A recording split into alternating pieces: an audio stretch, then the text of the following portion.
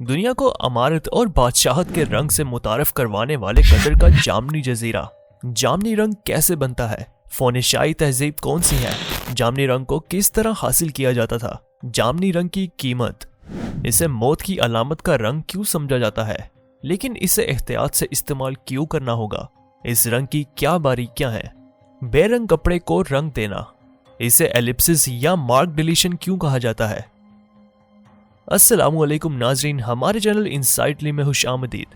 ناظرین، آپ نے رنگوں کی کوسے قزاں تو دیکھی ہوگی، کئی رنگوں کے پھل، پھول، پہاڑ، دریا، جھیلیں بھی دیکھی ہوں گی۔ کبھی سوچا ہے یہ رنگ کیسے بنتے ہیں؟ ان رنگوں کو نام کس طرح دیے گئے؟ آپ میں سے اکثر لوگوں کو علم نہیں ہوگا۔ آج ہم آپ کو قطر کے جامنی جزیرے کے بارے میں بتائیں گے کہ اس کو جامنی جزیرہ کیوں کہا گیا ہے اور جامنی رنگ کیسے بنتا ہے۔ یہ سب جاننے سے پہلے ہمارے چینل کو سبسکرائب کر کے بیل آئیکن کو لازمی پریس کریں۔ چلتے ہیں ویڈیو کی جانب۔ جامنی رنگ کیسے بنتا ہے؟ دوستو، قطر کے ایک کونے میں سعودی عرب سے منسلک چھوٹا سا جزیرہ نما علاقہ ایک ایسی جگہ ہے جسے ایک قدرتی خزانہ بھی کہا جاتا ہے۔ جامنی جزیرے کا نام ہی نہیں بلکہ تاریخ بھی بہت دلکش ہے۔ جامنی جزیرہ ایک ایسا علاقہ ہے جہاں سالانہ 71 ملی میٹر سے بھی کم بارش ہوتی ہے، مگر یہ جگہ سارا سال حیران کن طور پر سرسبز ہی رہتی ہے۔ اس جزیرے پر مینگرووز کی بہتات ہے۔ یہاں فلیمنگو اور دیگر سمندری حیات کے ساتھ ساتھ چھوٹے ساحل اور قدرتی نمک کے تالاب بھی ہیں۔ جامنی جزیرہ مختلف انواع و اقسام کے پرندوں کا ٹھکانہ بھی ہے اور ساتھ ہی یہاں سنیلز کی باقیات بھی ہیں، جس نے اسے 2000 قبل مسیح کے آس پاس جامنی جزیرے کا نام دیا تھا، اور یہاں سے ایک دلچسپ صنعت کی ابتدا ہوئی۔ چھوٹے سمندری سنیلز کی ایک قسم جو ان سب میں قدیم مہنگی ہے، اور سنیلز سب سے زیادہ روشن رنگوں والے تھے۔ اس میں سے ایک کو جامنی رنگ کے لیے تیار کیا گیا تھا۔ در حقیقت جامنی جزیرہ آج تک اس شاندار ارغوانی یا جامنی رنگ کی پیداوار کا سب سے قدیم مقام مانا جاتا ہے۔ یہ شاہی جامنی رنگ ہے جس کو قدیم شہر سور کے جامنی رنگ کے نام سے جانا جاتا ہے۔ فونیشیائی تہذیب کون سی ہے؟ فونیشیائی تہذیب بھی جامنی رنگ کے کپڑے کی وجہ سے مشہور تھی۔ کچھ مورخین کا دعویٰ ہے کہ فونیشیا نام کا مطلب ہی جامنی رنگ کی سرزمین ہے۔ جامنی رنگ کو کس طرح حاصل کیا جاتا تھا؟ جامنی رنگ کو خودکار طریقے سے نہیں بنایا گیا تھا، بلکہ جامنی رنگ در حقیقت ایک غلطی کے نتیجے میں بنا تھا۔ بادشاہت، شان و شوکت اور فقری اور روحانی نظریات کے اعلیٰ مقام سے وابستہ اس رنگ کو کئی ہزار سال تک ریشے دار سمندری گھونگوں کے مقاد میں موجود ایک گدود سے نکالا جاتا رہا ہے۔ اس کو حاصل کرنے کا یہ طریقہ نامناسب اور انتہائی بدبودار بھی تھا۔ اگرچہ یہ ایک اعلیٰ مقام کی علامت سمجھا جاتا تھا، مگر اس میں گندگی کا عنصر بھی بہت تھا، جیسے ہزاروں سنیل سے نکالے گئے گلینڈز جنہیں کچل کر دھوپ میں گلنے سڑنے کے لیے رکھ دیا جاتا تھا۔ پھر یہ گلے سڑے مادے ایک چھوٹے سے کپڑے کو رنگنے کے لیے استعمال ہوتے تھے۔ مزید یہ کہ محنت طلب عمل تھا اور اسے مکمل ہونے میں کم از کم 2 ہفتے لگتے تھے۔ ایک رومی مصنف پلینی ڈی ایلڈر نے اپنی کتاب نیچرل ہسٹری میں تفصیل سے اس عمل کے بارے میں بتایا ہے۔ اس گلینڈ سے نکلے ہوئے رنگ سے کپڑے کے ریشے رنگ جانے کے طویل عرصے بعد بھی سمندری سنیلز کے فضلے کی بدبو برقرار رہتی تھی۔ جامنی رنگ کی قیمت۔ لیکن ٹیکسٹائل کے دوسرے رنگوں کے برعکس، جن کو کیمیکل لگا کر تیار کیا جاتا ہے، جن کی چمک تیزی سے ختم ہو جاتی ہے، مگر قدیم شہر سور کا جامنی رنگ موسم اور وقت کے ساتھ مزید چمکتا ہے۔ یہی اس کا وہ معجزاتی معیار ہے جس کی وجہ سے اس کی قیمت بہت زیادہ ہوتی ہے۔ رومی شہنشاہ ڈیوکلیٹن کے دور حکومت میں 301 عیسوی کے ایک حکم نامے میں کہا گیا کہ جامنی رنگ کے 1 پاؤنڈ کی قیمت 1,50,000 دینار یا تقریباً 3 پاؤنڈ سونا ہے، جو آج کی سونے کی قیمت کے اعتبار سے تقریباً $85,000 بنتی ہے۔ دیوتا اور نازنین اپسرا۔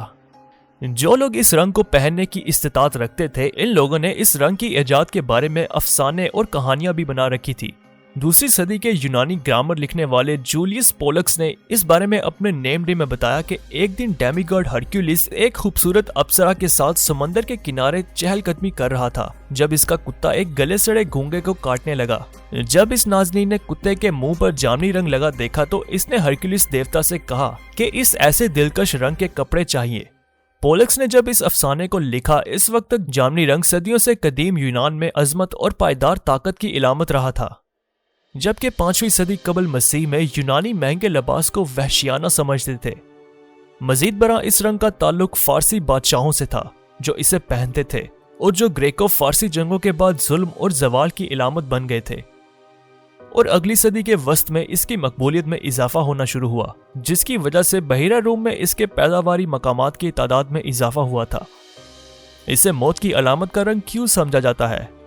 ताहम वक्त गुजरने के साथ जामनी लिबास पहनने के हक को कानून साजी के जरिए सख्ती से कंट्रोल किया जाने लगा।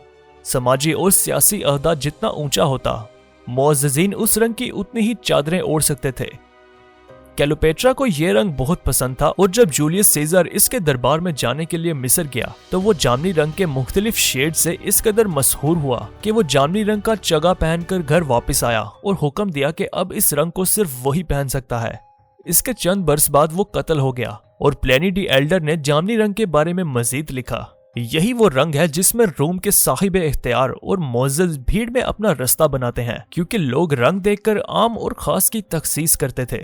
यही वो रंग है जो खास को आम आदमी से मुमताज करती है। ये किसी भी लिबास की शान को बढ़ाता है, लेकिन इसे एहतियात से इस्तेमाल क्यों करना होगा? रोमी मोर्क सोटोनियस के मुताबिक मोरिताना के बादशाह को शहंशाह कैलिगुला के दौरे के मौका पर जामनी रंग का एक लिबास पहनने की वजह से इसे अपनी जान गंवानी पड़ी थी, क्योंकि 40 ईस्वी में जब मोरिताना के बादशाह कैलिगुला से मुलाकात के लिए इस रंग के उम्दा लिबास में मलबूस ग्लैडिएटर शो के दौरान एम्फी थिएटर में दाखिल हुआ तो सबने इसकी तारीफ की। शहंशाह कैलिगुला ने इस इशारे को साम्राज्य जारहियत के तौर पर ताबीर किया और अपने मेहमान को मार डाला था। जब रोमी सल्तनत का जवाल शुरू हुआ और शहर सोर पर अरबों ने कब्जा कर लिया तो शाही ड्राई क्लीनर कस्तंतुनिया चले गए। जब तक 1453 में सुल्तान महमद दोम ने शहर को फतह नहीं किया था, तब तक जामनी रंग को पादरी के आला अहदे की निशानदही के लिए भी इस्तेमाल किया जाता था। जामनी रंग और इसकी आमदनी से महरूम योपाल दोम ने 1464 में हुक्म दिया कि डाई की जगह इतनी ही महंगी सुरह रंग की रंगत की जाए, जो एक क्रम्सबर्ग और फटकरी मार्डन के साथ तैयार की जाती थी, क्योंकि पोप पाल दोम के इटली में कर्नाबर्ग के कानों पर कब्जा था। सोर के जामनी रंग की तफसील का सही इल्म आज किसी को भी मालूम नहीं। आज तक बस सुनी सुनाई बातों पर मफरूजे बनाए जाते हैं। ताहम ये अमल इन स्नेल्स के लिए खुशकिस्मत साबित हुआ जो मधुमियत के दहाने पर थे। ताहम ये रुझान पहले ही गहरी जड़ें पकड़ चुका था और बादशाहत का अलामती रंग बन चुका था, और अजीम आकाओं ने अपने कामों, इंसानों और खुदाई मखलूकात के लिबास को ये शानदार रंग दिया था। इसे एलिप्सिस या मार्क डिलीशन क्यों कहा जाता है? सन 1856 में एक 18 साल उभरते हुए बरतानवी दोसाज विलियम हेनरी पर्किंस ने इत्तफाकिया तौर पर मलेरिया का इलाज तलाश करने की कोशिश करते हुए एक मसनूई बाकियात दरियाफ्त की थी जो सोर के जामनी रंग की चमक का मुकाबला कर सकती थी। ये तारीख का पहला मसनूई रंग था। बनफशी या जामनी रंग बहुत मशहूर हुआ था। एक बार फिर जामनी रंग सबसे कीमती रंग बन गया, लेकिन इस बार इसकी कीमत इतनी ज्यादा नहीं थी और इसने रंगों और डाइंग की दुनिया में एक इनकलाब बर्पा कर दिया। ये ना सिर्फ पूरी जदीद कीमियाई सनत का आगाज था, बल्कि इसने पहली बार एक रंग के लिए मुख्तलिफ रंगों की कोसे कज़ा दस्तयाब की थी। ये थी आज की वीडियो। उम्मीद है पसंद आई होगी। वीडियो को लाइक और कमेंट करने के साथ शेयर भी किया करें। मिलते हैं नई वीडियो के साथ।